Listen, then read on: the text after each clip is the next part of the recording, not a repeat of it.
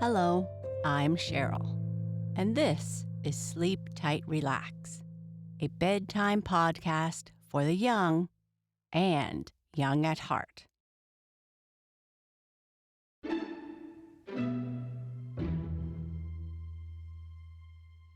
Sleep Tight Relax is supported by the generosity of our premium subscribers.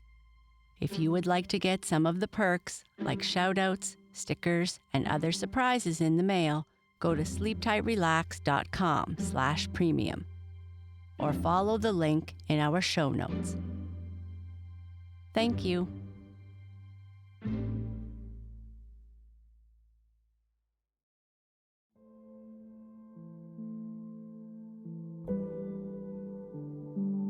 Our sleep story is Chapter 4 of the BoxCar Children.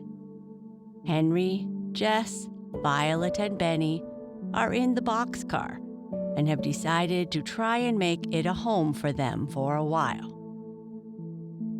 They talk about what their plans are and then head off to bed for the first night's sleep in a while. When Henry goes to town to look for work, Jess, Violet, and Benny look for things that can make the boxcar more homey and comfortable. But before we continue with our story, let's start by breathing together. We can practice our deep breathing anytime or anywhere. But before bed, let's first turn down the lights, get comfortable, and make sure that everything feels as it should. We are going to do a series of deep, slow breaths.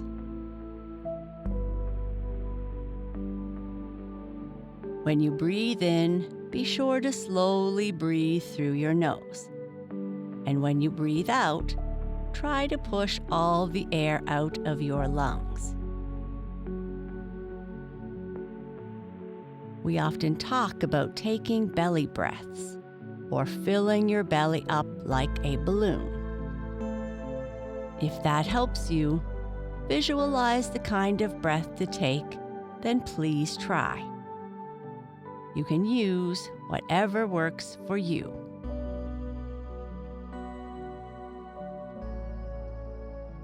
Now, inhale slowly through your nose and count to 4 in your head, filling your lungs with more air with each number. Hold your breath and count to 4 in your head. Slowly exhale through your mouth, focusing on getting all the air out of your lungs. Take your time and focus on slow, controlled, deep breaths. Breathe in, 2, 3, 4. Hold, 2, 3, 4. Breathe out, 2, 3, 4. Breathe in, 2, 3, 4. Hold, 2, 3, 4. Breathe out, 2, 3, 4. Perfect. You can continue to practice your deep breathing as we continue with the BoxCar Children Chapter 4.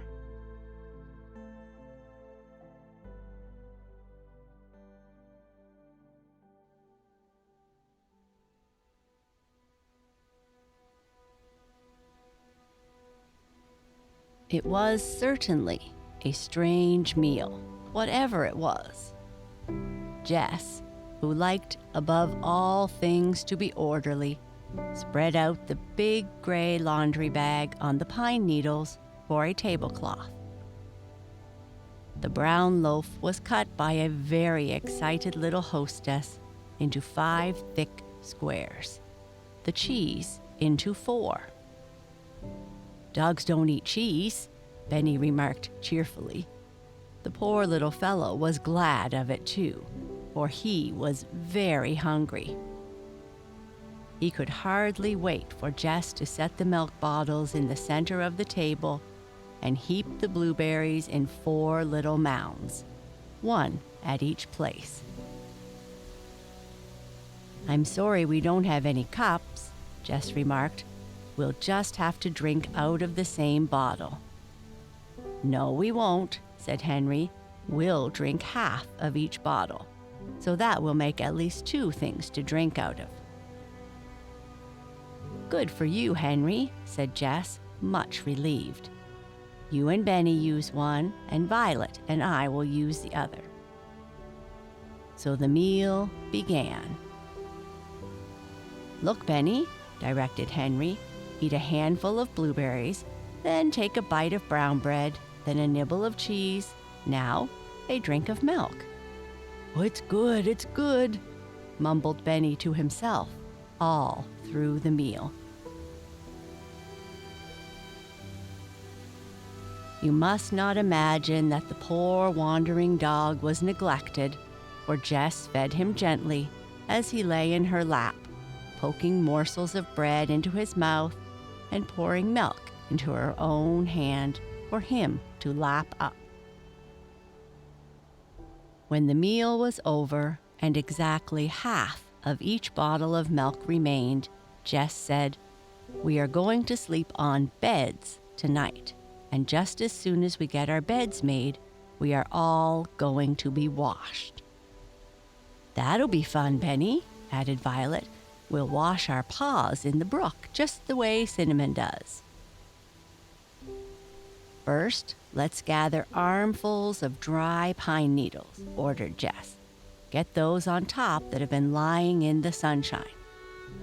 Jess laid the dog down on a bed of moss as she spoke and started energetically to scoop up piles of the fragrant needles. Soon, a pile as high as her head stood just under the freight car door. "I think we have enough," she said at last. Taking the scissors from Violet's work bag, she cut the laundry bag carefully into 2 pieces, saving the cord for a clothesline. One of the big squares was laid across Benny's hay and tucked under. That was the softest bed of all. Violet's apron and her own she cut off at the belt. "I'll sleep next to Benny," said Henry, "with my head up by the door. Then I can hear what is going on." A big pile of pine needles was loaded into the freight car for Henry's bed and covered with the other half of the laundry bag. The remainder of the needles Jess piled into the farthest corner of the car for herself and Violet. "We'll all sleep on one side, so we can call it the bedroom." "What'll be on the other side?" inquired Benny. "The other side," repeated Jess. Let me think. I guess that'll be the sitting room, and perhaps some of the time the kitchen. On rainy days, maybe the dining room," added Henry with a wink. "Couldn't it be the parlor?" begged Benny. "Certainly, the parlor. We forgot that," agreed Jess, returning the wink. She was covering the last 2 soft beds with the 2 aprons. "The tops of these aprons are washcloth," she said severely. Then, armed with the big cake of soap, she led the way to the brook. The dog watched them anxiously, but when Jess said, "Lie still," he obeyed. From the moment Jess drew that thorn from his foot, he was her dog, to obey her slightest command and to follow her wherever she went. The clean, cool brook was delightful, even to Benny. The children rolled up their sleeves and plunged their dusty arms into the waters, quarreling good-naturedly over the soap and lathering their stained faces and necks with it. When they were well rinsed with clear water, they dried themselves with the towel. Then Jess washed both towels nicely with soap, rinsed them, and hung them on the clothesline of tape, which she had stretched between two slender birch trees. They flapped lazily in the wind. "Looks like home already, Jess," said Henry, smiling at the washing. The tired children clambered into the bedroom, Jess coming last with the wounded dog. "We'll have to leave the door open. It's so hot," said Henry, lying down with a tired sigh. And in less than 10 minutes, they were fast asleep. Dog and all. Asleep 6 o'clock. Asleep without naming the dog, without locking the door, without fear. For this was the first night in 4 that they had been able to go to sleep at night, as children should.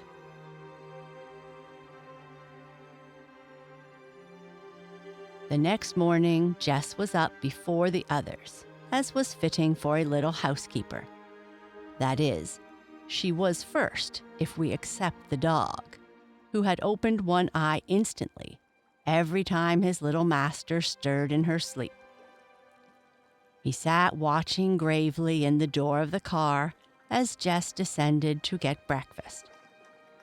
She walked from the little waterfall quite a distance down the brook, looking at it with critical eyes. "This will be the well," she said to herself, regarding a small but deep and quiet basin just below the falls. Below that she found a larger basin, lined with gravel, with flat stones surrounding it. "This will be the wash tub," she decided, "and now I must go back to the refrigerator." This was the strangest spot of all, for behind the little waterfall was a small, quiet pool in which Jess had set the milk bottles the night before. Not a drop of water could get in, but all night long the cool running water had surrounded the bottles. They were now fairly icy to the touch. Jess smiled as she drew them out. "Is it good?" asked Benny's voice. There he sat in the door of the car, swinging his legs, his arm around the shaggy dog. "It's delicious," declared Jess, "cold as ice."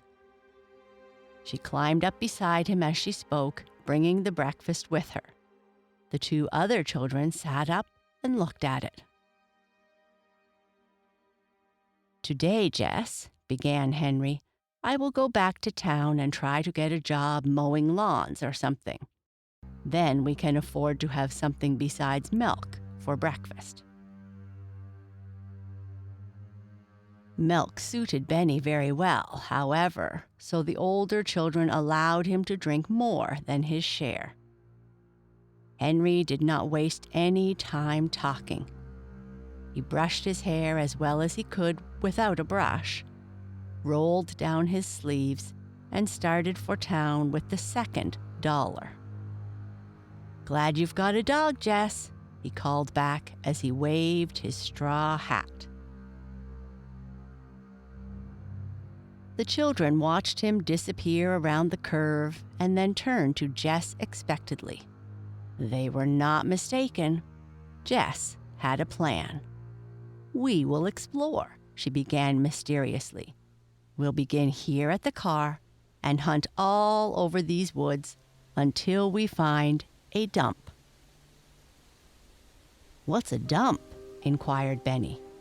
"Oh, Benny," answered Violet, "you know what a dump is.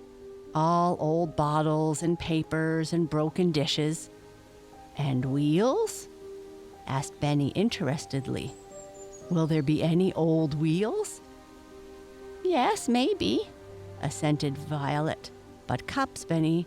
Think of drinking milk out of a cup again. Oh, yes, said Benny politely. But it was clear that his mind was centered on wheels rather than cups. The exploring party started slowly down the rusty track, with the dog hopping happily on 3 legs. The fourth paw nicely bandaged with Jess's handkerchief, he held up out of harm's way. I think this is a spur track, said Jess. They built it here so they could load wood on the cars. And then when they had cut all the wood, they didn't need the track anymore. This explanation seemed very likely, for here and there were stumps of trees and decaying chips. Violet took note of these chips and remembered them some days later. In fact, both girls kept their eyes open and pointed out things of interest to each other. Remember those logs, Violet, if we should ever need any, said Jess, pointing. Blackberry blossoms, returned Violet briefly, turning one over gently with her foot. Big, flat stones, remarked Jess later on, as they came upon a giant heap of them. Here the track came out into the open sunshine, and broken pieces of rail showed clearly where it had joined the main track at some point in the past. And here, from the top of the wooded hill, the children could plainly see the city in the valley. They walked along the track, picking out a church steeple here and there, forgetting for a moment the object of their search. There's a wheel, Benny cried triumphantly from behind. The girls looked down, and with a glad cry of surprise, Jess recognized a dump at the foot of the hill. They found it not composed entirely of ashes and tin cans either, although both of these were there in great profusion. It was a royal dump, containing both cups and wheels. Oh, Benny, cried Jess, if it hadn't been for you. She hugged him, wheel and all, and began turning over the trash with great delight. Here's a white pitcher, Jess, Violet called, holding up a perfect specimen with a tiny chip in its nose. Here's a big white cup, said Jess delightedly, laying it aside. Want a teapot, Jessie? Inquired Benny, offering her an enormous blue enameled affair without a handle. Yes, indeed, cried Jess. We can use that for water. I found 2 cups and a bowl already. And Violet, we ought to be looking for spoons, too. Violet pointed without speaking to her little pile of treasures. There were 5 iron spoons covered with rust. Wonderful, pronounced Jess with rapture. Indeed, it is doubtful if collectors of rare and beautiful bits of porcelain ever enjoyed a search as much as did these adventurers in the dump heap. Benny actually found 4 wheels, exactly alike, probably from the same cart, and insisted upon carrying them back. To please him, Jess allowed him to add them to the growing pile. Here's a big iron kettle, observed Violet, but we won't really cook with a fire, will we, Jess? We'll take it back, though, replied Jess with a knowing look. We can pile lots of dishes in it. They could, and did, but not until after Benny had discovered his beloved pink cup. It was a tea party cup of bright rose color with a wreath of gorgeous roses on it, and a little shepherdess giving her lamb a drink from a pale blue brook. It had a perfectly good handle, gold into the bargain. Its only flaw was a dangerous crack through the lamb's nose and front feet. Jess made a cushion for it out of grass and laid it on top of the kettle full of treasures. All the things, even the wheels, were laid on a wide board which the two girls carried between them. Can you imagine the dishwashing when the happy party returned to the freight car? Children do not usually care for dishwashing, but never did a little boy hand dishes to his sister so carefully as Benny did. On their hands and knees beside the clear, cool little wash tub, the three children soaped and rinsed and dried their precious store of dishes.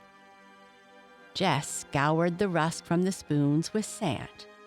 "There," she said, drying the last polished spoon. The children sat back and looked admiringly at their own handiwork. But they did not look long. There was still much to be done. "Jess," exclaimed Violet, "I'll tell you." Violet seldom spoke so excitedly. Even Benny turned around and looked at her. "Come and see what I noticed inside the car last night." Both children followed her and peered in at the door. "See on the wall, right over the other door, Jess?" Now, all Jess could see were two thick chunks of wood nailed securely to the closed door opposite the open one. But she whirled around and around as fast as she could, clapping her hands. When she could get her breath, however, she skipped over to the board they had carried, dusted it nicely, and laid it carefully across the two wooden projections. It was a perfect shelf. "There," said Jess. The children could hardly wait to arrange the shining new dishes on the shelf. Violet quietly gathered some feathery white flowers, a daisy or two, and some maidenhair ferns, which she arranged in a glass vase filled with water from the well. This she put in the middle, with the broken edge hidden. "There," said Jess. "You said there 3 times, Jessie," remarked Benny contentedly. "So I did," replied Jess, laughing, "but I'm going to say it again." She pointed and said, "There." Henry was coming up the path.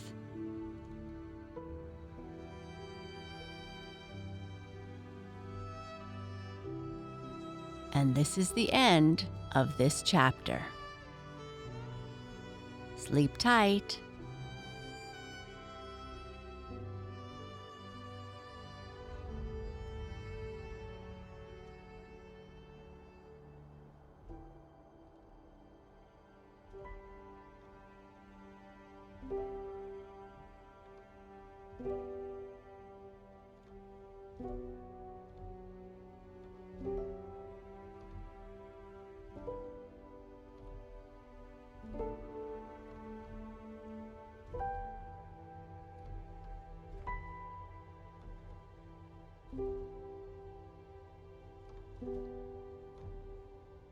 Thank you.